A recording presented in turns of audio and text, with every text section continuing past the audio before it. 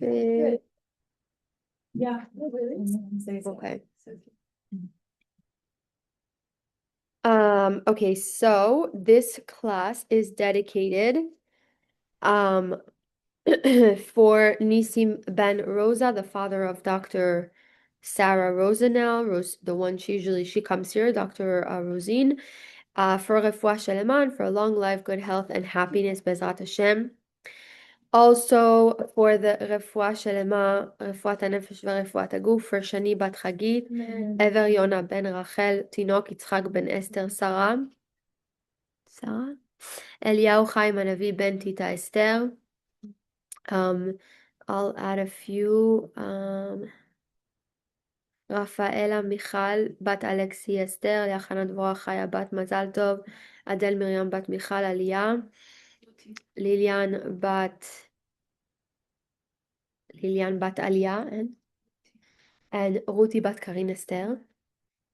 And Bezrat Hashem ben Kol Cholei Am Yisrael, may they have a refuah shelema. I want to just do one Tehillim for them, and then we'll start. שיר המעלות ויעמקים קראתך אדוני, אדוני שמע בקולי, תהיינה אוזניך קשובות לקול תחנוני. אם עוונות תשמור יא אדוני מי יעמוד, כי עמך סליחה למען תברא. קיוויתי אדוני כפתה נפשי ולדברו אכלתי. נפשי לאדוני משומרים לבוקר, שומרים לבוקר, יחל ישראל אדוני, כי אם אדוני חסד והרבה עמו עדות, והוא יפדה את ישראל מכל עוונותיו. Okay. So today we're going to talk about something interesting. I think we were talking about this the other day. How do we make decisions that are the correct ones, right? How do we make the right decisions, and how do we choose well?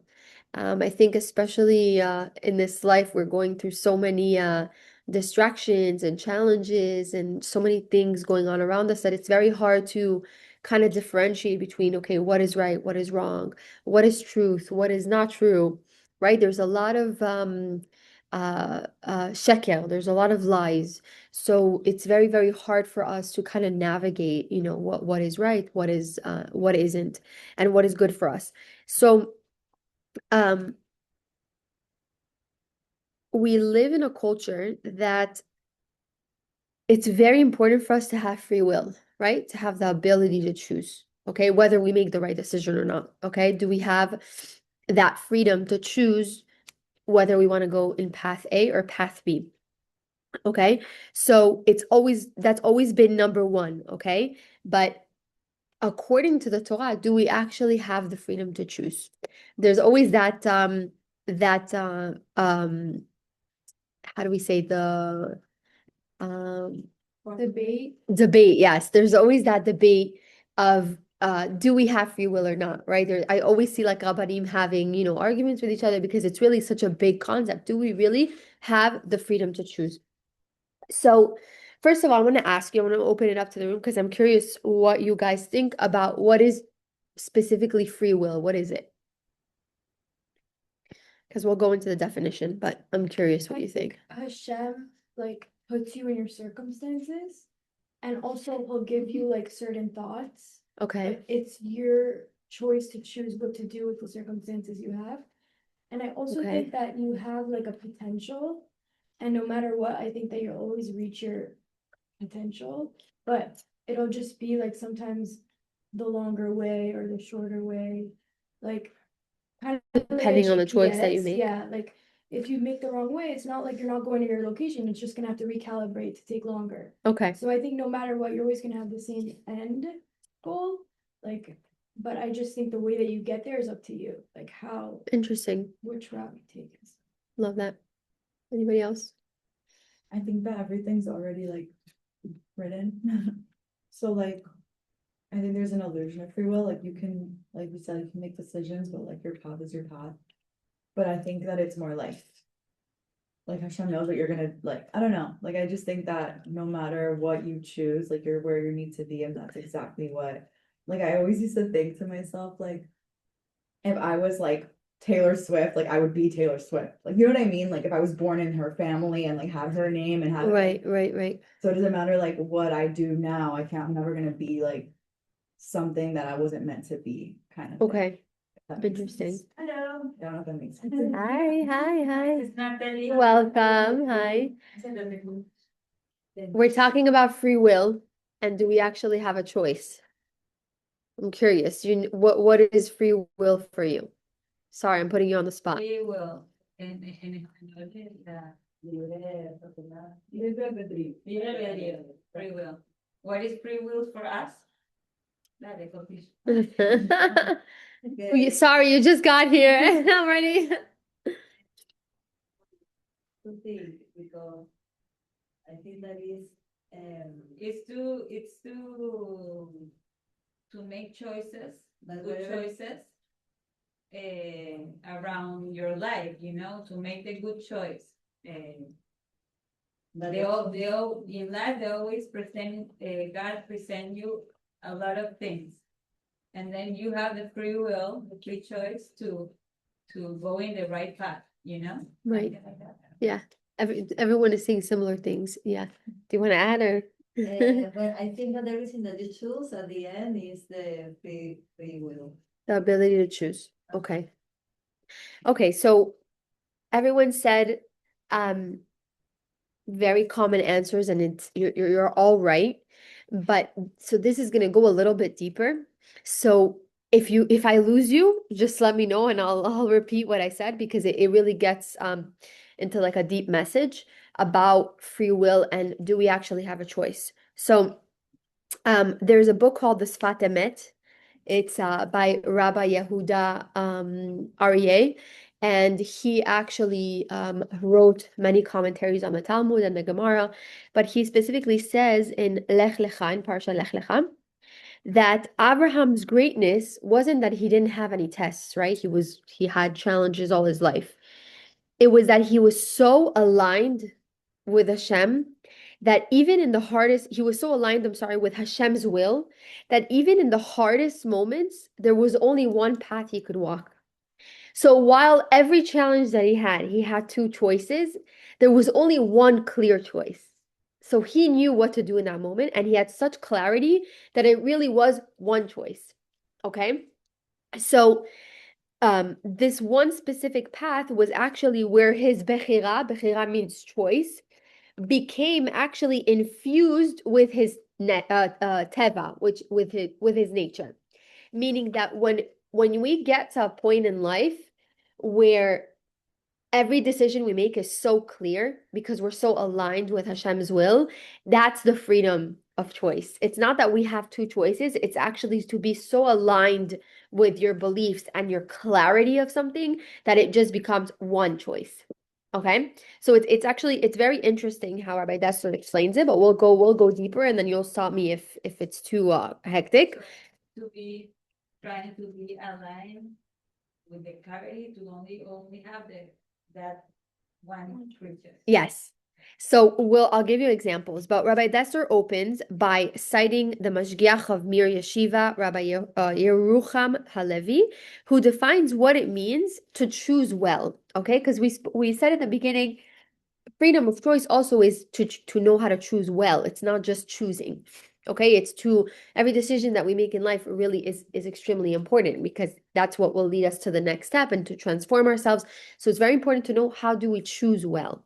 Okay, so he explains that choosing well means choosing to bring oneself into a state where one no longer has a choice. It's very interesting. So pay attention to the words. This is when the person knows and recognizes that in truth, he has no option but to do the will of Hashem. So I'm going to give you an example. Someone's at the bank and someone comes at a gunpoint, right? A robber comes at a gunpoint and he says, "Give me your money." Does that person have a choice? No. Yeah, they do. He has a choice, but really, does he have a choice? I will leave the money. Everyone you will speak to who is mentally normal will give them the money, because their life is so much greater than a sum of money.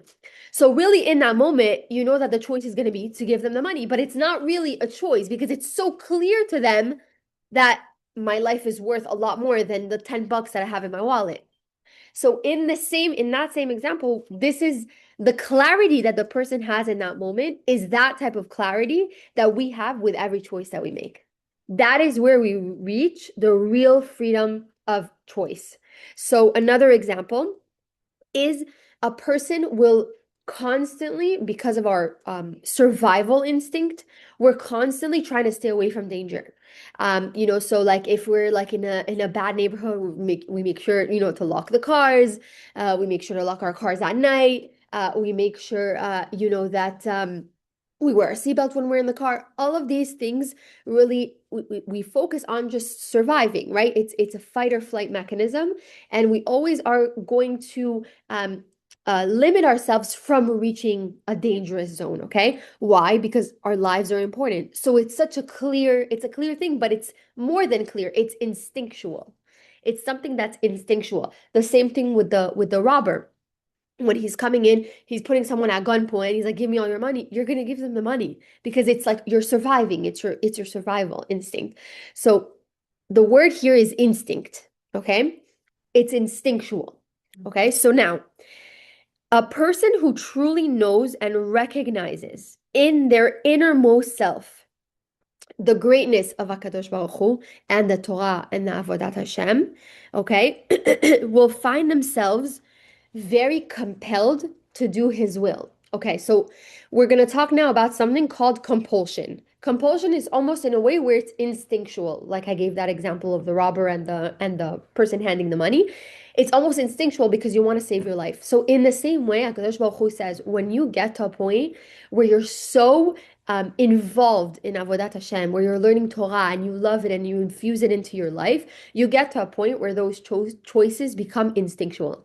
It's not even a choice anymore. So the two paths really become one. And you Okay? do the right thing. Exactly.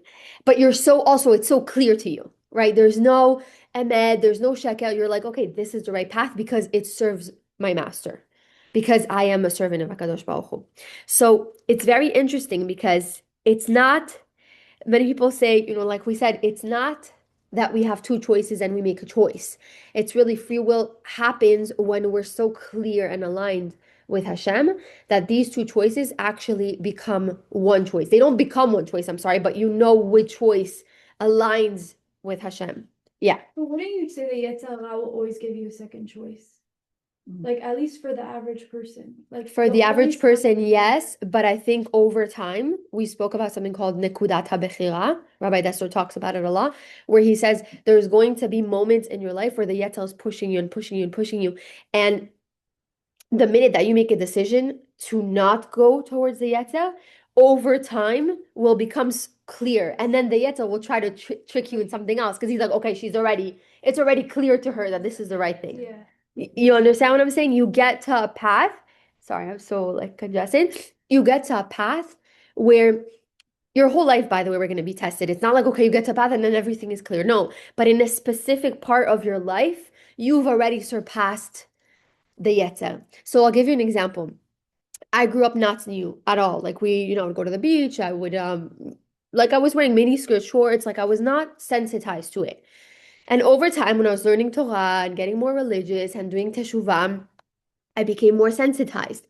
I felt like uncomfortable at one point at the beach. I would have to like wear a towel if someone's looking at me. Right? You become a little bit more sensitized. So the Yetzer at this point in my life, now, after I made all those little choices, is not going to come to me and say, "Oh, Sharone, you should wear shorts today." It's not going to help it. Like it's not. My path is so clear because I'm so aligned with what is new for me now that there is only one choice. I have the choice every morning to wake up and not cover my hair and wear shorts, but the choice is so clear to me that it's not a choice. You understand what I'm saying? So, so free will is not the ability to go either way. Its free will is at its highest is the faculty by which we choose our own transformation. We choose to become someone for whom only one path makes sense. Okay, it's actually very interesting and beautiful. So think about a time, okay, where you experienced a decision where the right path was so clear that it wasn't a decision anymore. So each and every one of you, I'm sure, is growing in their own way. But you'll see that if you look back 2-3 years ago, a decision that you would have made that would have been so hard, today is easy because you made that decision 3 years ago. So that path of transformation is the choice that you made. But over time, it becomes so instinctual that it's not a choice. For me, Shabbat. Exactly. Some people are like, oh, I'm not, okay, I'm not going to smoke this Shabbat. I'm not going to smoke this. I'm not going to turn on the TV. It's so hard for them. But because over time you had the nekudat habechira and you chose not to do it, now it's not even a choice. I see it super clear when you said, because when I started to do be Shomer Shabbat, but I did it like not perfect. Like my husband Fine. loved to watch TV in Shabbat. So Oh, I'm not turning on the wow. TV for you anymore. But before I didn't even say that. Like I turn the TV and I don't use car. I don't Right, like, I right, was right. normal. Wow. But then that's what you say, the Yetzer Hara doesn't, for me, it's like, I'm not gonna turn the TV. But at It one was point it was fine. strong. It was fine. Exactly. Or the It's so phone, crazy that it's the yeah. Yetzer Hara evolves with you. And we've spoken in the past two shurim that the Yetzer Hara is the greatest advocate and the greatest lawyer, because he comes in your voice. It's a part of you. It's not like someone waiting at the gate, like, who's going to try to rob you, who's going to try to kill you. No, no, no. He's a part of you. So every day when you wake up and you make that decision not to do something, you're fighting the yetzer over and over, because it feels like you're fighting yourself, but not really. So it's hard to differentiate between the two. But now you know that it was the And yetzer. when you do the free will, the correct free will, now you're in peace and Exactly. tranquility. Exactly. Because I just want to turn the phone before Shabbat. You know? Exactly. It's unbelievable. Understand, and you are in peace. And then you're going to see also, especially when someone is really learning Torah and pushing themselves to be better, you see over time that you just get to higher and higher levels.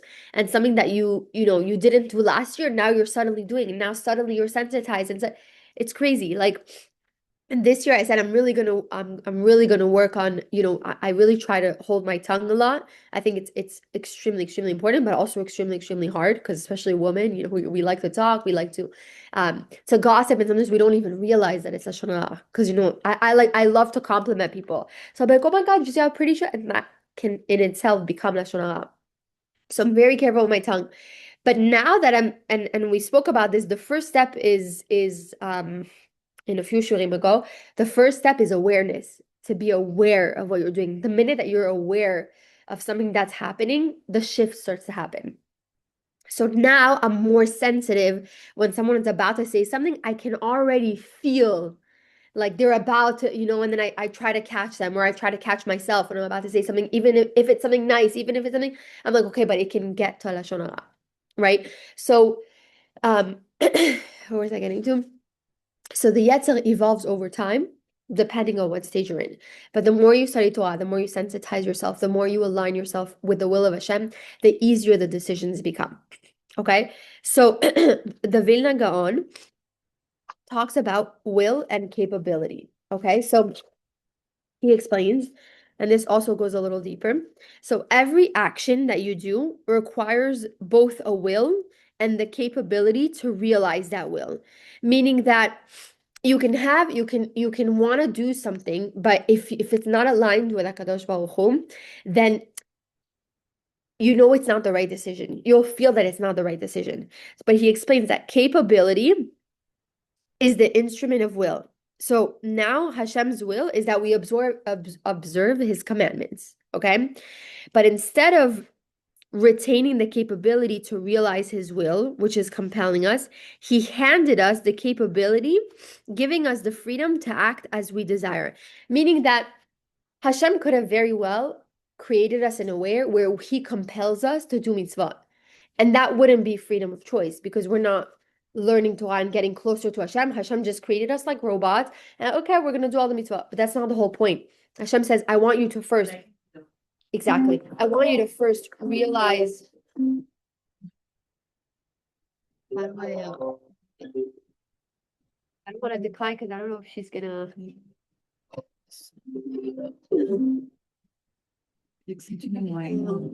Future. Can I do that?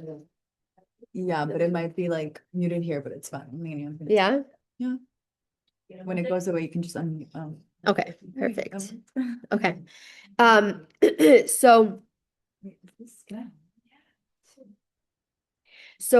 our responsibility, when HaKadosh Baruch Hu gave us the ability to have free will, is to bring ourselves back to a state of compulsion. Okay, now I'm going to explain what compulsion is because it's a little bit, it could be a little bit confusing. But when we spoke about the fact that something becomes instinctual, okay, that is what compulsive means, meaning that we're not really making a choice actively. It's already ingrained in us. Okay, so as I mentioned, Hashem could have simply compelled us to do mitzvot, but he wanted our service to be freely given. So he handed us the capability, the power of action, and left it in our hands. Our avodah is to voluntarily return that capability to act as though we are compelled, meaning that we're not really making a choice because we've achieved such clarity of vision. Okay? So, meaning it becomes so instinctual that it's no longer a choice. That is when I say compulsion, that's what it means. So, HaKadosh Baruch Hu says this is where you've attained the highest level of Kedusha is when something becomes so instinctual that it's almost involuntary. So you know how when our eyes blink, we don't tell our eyes, okay, blink. When it's so crazy, I always think about this, but when we create a baby, we don't tell our body, okay, create his hands, create his arms, create. Our body does it all on its own. So it will be so compulsive in a way that it will be involuntary. We're not even paying attention. It's just already ingrained in our habits and our lives and our beliefs. Okay? So this is very interesting. In the Gemara, Rabbi Levi says this. Raquel, write this down because it's beautiful. 6 things serve man. Okay? 3 are in his power and 3 are not. Okay? The eye, the ear, and the nose are not in his power. Why? Because the eyes, when we blink, when we see, when something is converted in our brain, it's not in our control. It's involuntary. Okay? Same thing with the ear. And same thing with the nose, right? Every time we smell something and it's nostalgic, we don't control that. It's involuntary, okay? And then what's not in his power, what is in his power, sorry, the mouth, the hand, and the foot. What we say, what we do with our hands, and what we do with our feet. Okay? When a person merits it, okay, so this is going to be a little confusing, but I'll explain. When a person merits it, the Holy One takes those which are in his power and places them outside his power. What is merit? It's a zechut. The zechut is to have what's in our control become so instinctual that it's no longer in our control. So, Okay. yeah, Mary. I was asking. Oh, okay. So what is he saying here? That when we are so aligned with Hashem and we do his avodah every day and it becomes, like I said, a habit and instinctual and already we're not even thinking about it anymore. So in a way we like, for example, someone who stops doing Lashon Hara and is very sensitized and over the years hasn't said one Lashon Hara. I don't know if that's even a possible state, but Bezrat Hashem, we all merit to have that. Right, exactly. So what we do with our mouth, which is voluntary, which is something that we do control, becomes involuntary. It becomes so instinctual, it becomes so not even a choice because we stopped doing Lashon Hara so many years ago that it becomes compulsion. It becomes something that is involuntary, like the eyes, like the nose, and like the ears. Basically, like you said, you were with something with your hands. So Exactly. whatever you're doing now, it just becomes already like a normal thing. Like I wake up, I want to brush my teeth, okay, put my wig on. Versus like 3 years ago, I'd be like, oh, I don't want to cover my hair. Ugh, it would be like a battle. So at one point, it becomes so automatic that it's like as if Hashem took away the power from it. Okay? Huh? Exactly. Second nature. It's a beautiful, beautiful, pasuk in the Gemara because it really shows us, first of all, that we're able to attain that level. And number 2, it's such a peace because you're not even actively working on it anymore. It's not a battle every day. It just becomes automatic. So Hashem says that is the point where you really are aligned with HaKadosh Baruch Hu. So another beautiful thing he says in the Sfat Emet, Rabbi Yehuda Aryeh explains that when we say Kedoshim to you, HaKadosh Baruch Hu, when he spoke about us worshiping Hashem, he says kedoshim tiyu. He uses the word kedoshim. Kedoshim means holy. But what's another word for kedoshim? You know what it means? Kadosh means holy, but it also means something else. Kadosh means to separate. Okay? Kedoshim tiyu. Lehavdil ben kodesh lechor, right? You're separating. But kedusha in itself means separate. So when we say, when we say Namidah, kadosh, kadosh, kadosh, and we stand on our feet, so we say separate, separate, separate. Like Akadosh Baruch Hu is separate from every other function in the world. He's just an infinite thing. So we always were separating. So he explains when he say kedoshim tiyu, it means we separate from the pull of the tava. We separate from our desires. We separate from our bad habits. We're separate from it. That's what he says when he says kedoshim tiyu. You will be holy to me, but in a way where you're separating and constantly battling with the yetzer. Okay, so it's not by suppressing the desire because they will always be there, but by redirecting it toward Hashem. So the person who achieves this is no longer fighting their desire. The desire itself was transformed.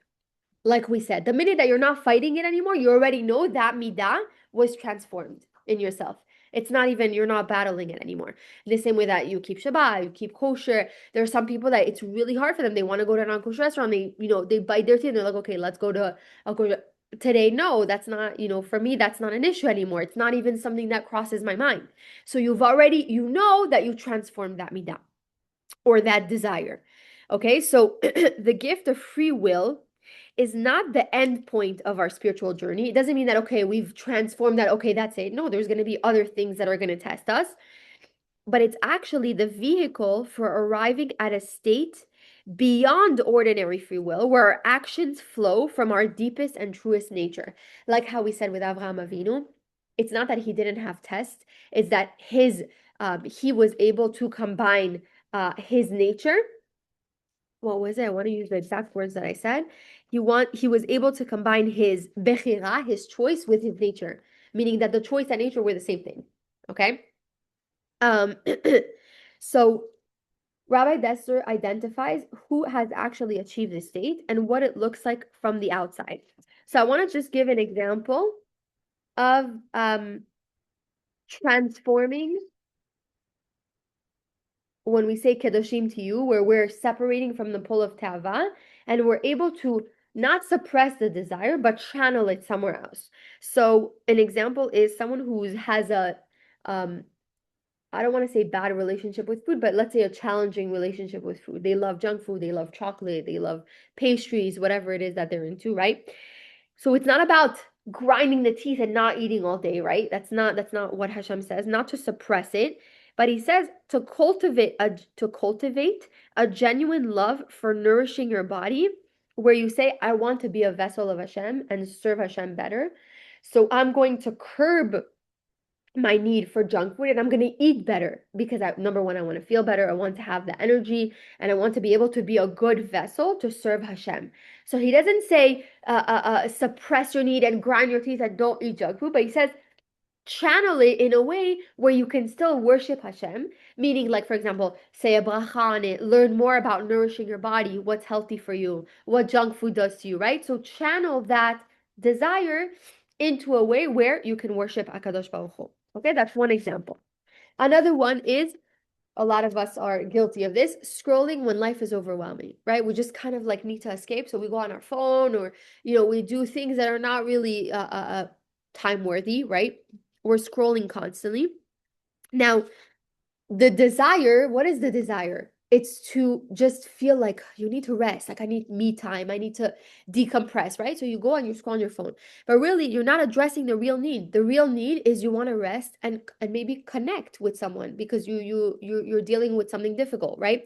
So instead of scrolling on your phone, what are you going to do? You're going to take the need and you're going to use it in a way where you're going to maybe do a prayer to HaKadosh Baruch Hu, go outside and do it bodedut, take a walk, have a conversation or a connection with someone.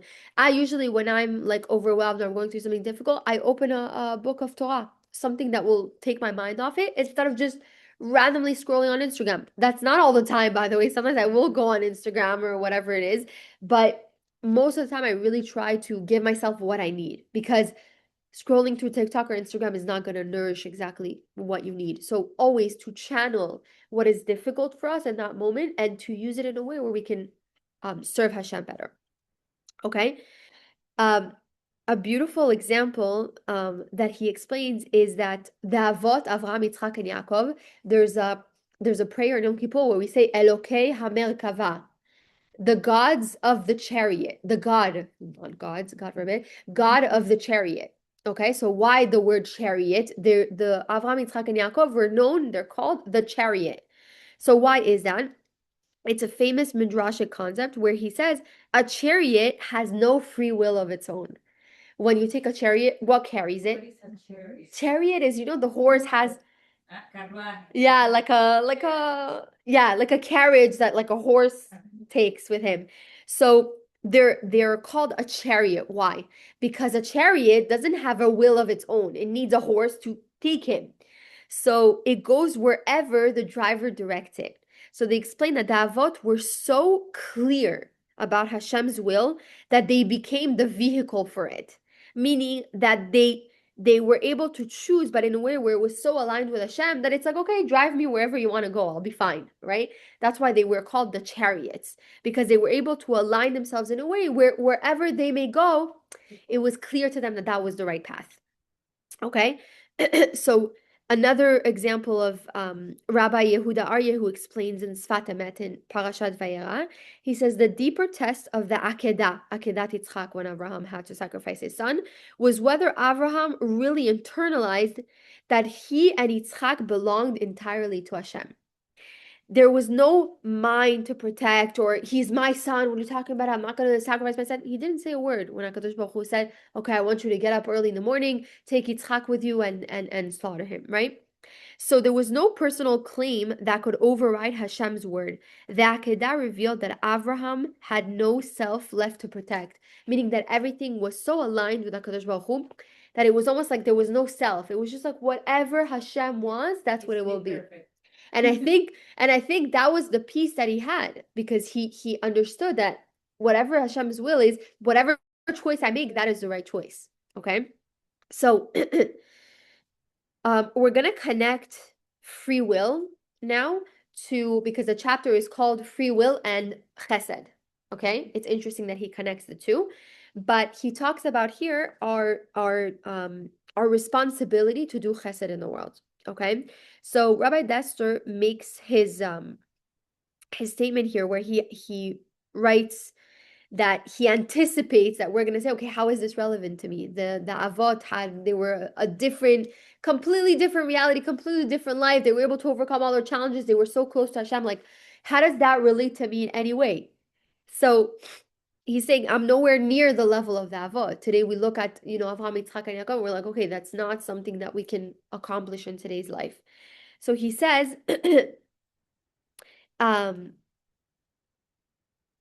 the one way where we can accomplish something that is so spiritually high, like the Avot, is to enter the world of Chesed, where we actually we lose one's individuality in the service of the community, meaning that we start to when we overcome or transform our midot and we become more aligned with Hashem, our ego becomes a little smaller. And when that happens, we are able to be one with our community, where we're able to contribute in a way where we're a very big part of the community itself.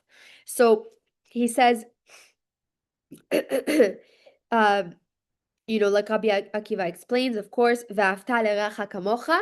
And he talks about this is like the compass of the Torah. If you were to ask me one thing, right? Rabbi Akiva always said, V'ahavta l'reacha kamocha. That's the entire Torah, if you were to choose one thing. And Hillel in Shabbat 31a explains, refrain from doing to others what you don't want done to you. This is the whole Torah. Okay, again, V'ahavta l'reacha kamocha. Everything that you wouldn't want done to you, don't do to another Jew. Okay, so a loving person is one whose desire is to give himself to others. In other words, to lose himself in them. This is the exact opposite of the grasper, someone who wants to grab every opportunity, right? We spoke about the giver and the taker, whose ambition is to draw everything and everybody to himself. So basically, everything becomes about him, okay? And a lot of people maybe don't realize today that we take a lot more than we give.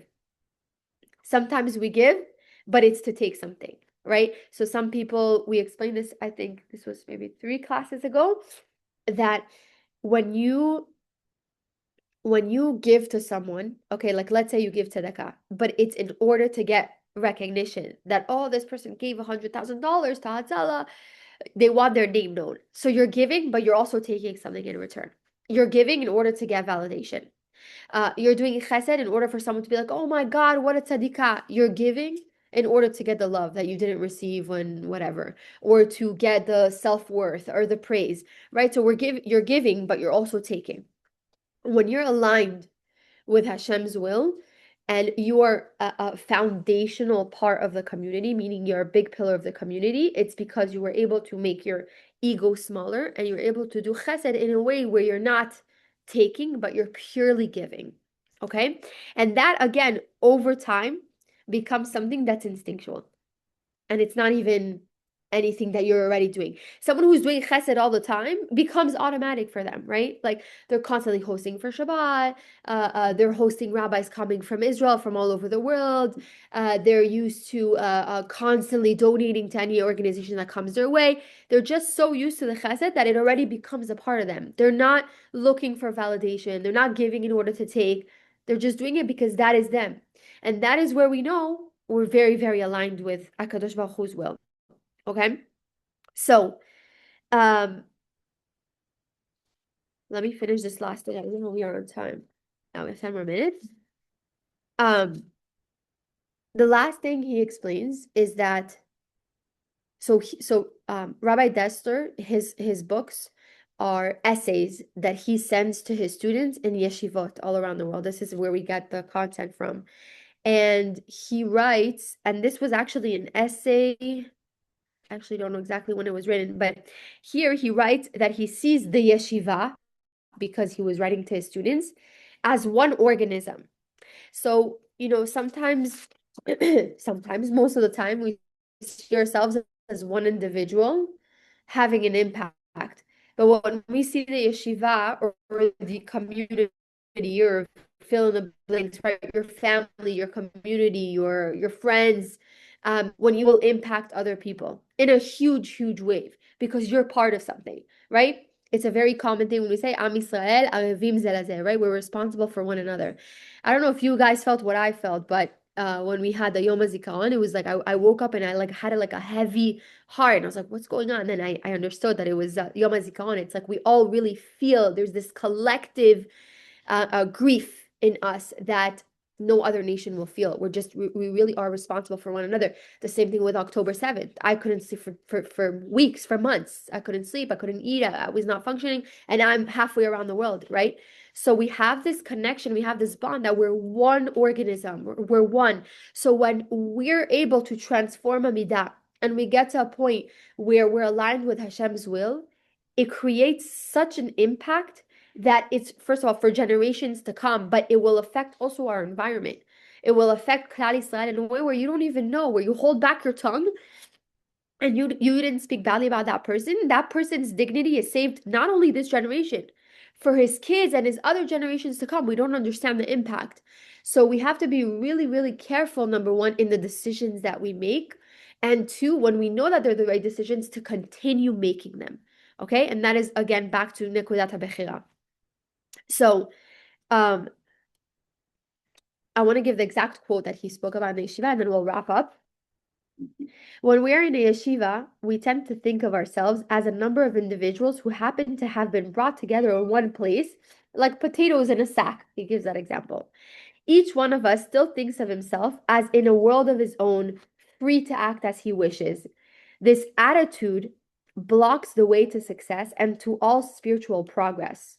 A yeshiva is an organism, and we can fill in the blank, by the way, because community, yeshiva, our families, they're all the same. Each member of a yeshiva is part of a complete community. He cannot have a will separate from that community. He must lose himself completely in the good of the community, and he is at all times responsible for that good.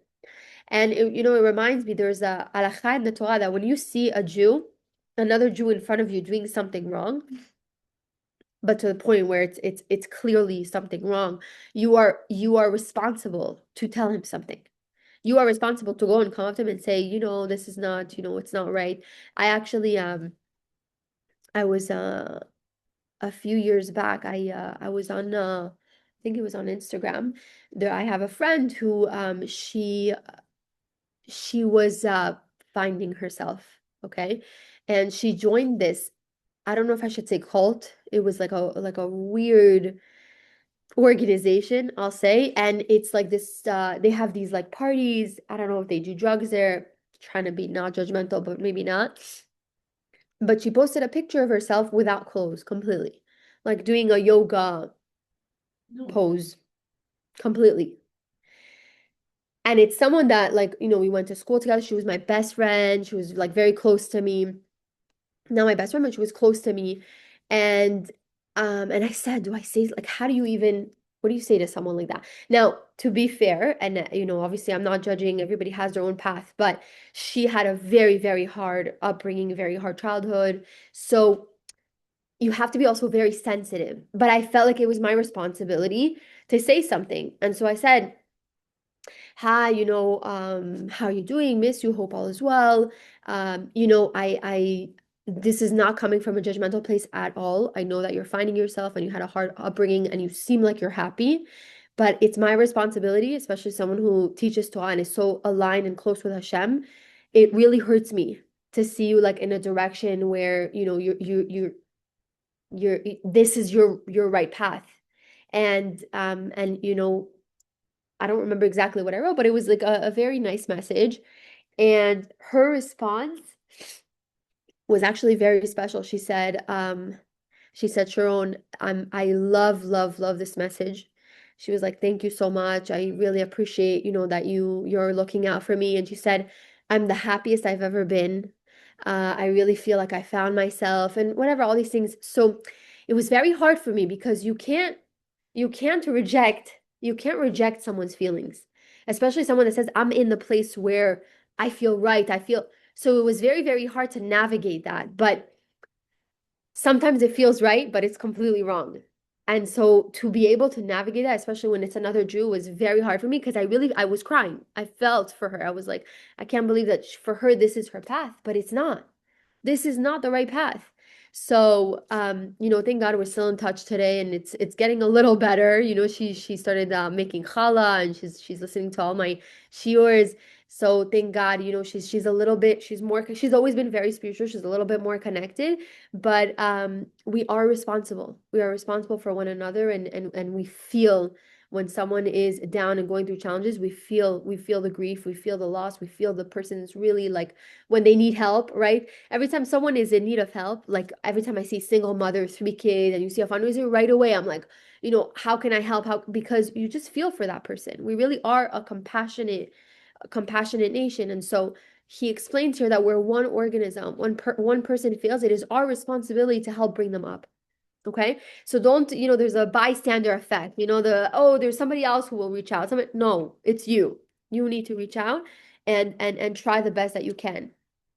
And then, they can be on their way, but at least you did something, right? So you are responsible, you are one.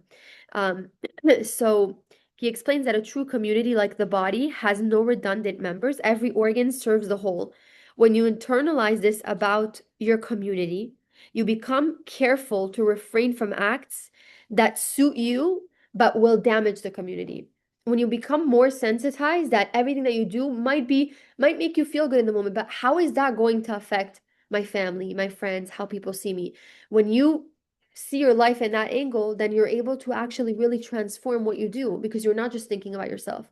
So then the ego shrinks, you're able to transform your midot, and you get to a point where it's really v'afta l'reacha kamocha, right? Like we said, it's really you embody this organism, not for you, for the community, right? Because we're one. Okay, so I'm gonna end because I left you guys a handout that you can do. There's some reflection questions on here. It will help you kind of summarize what I did. So Beautiful. yeah.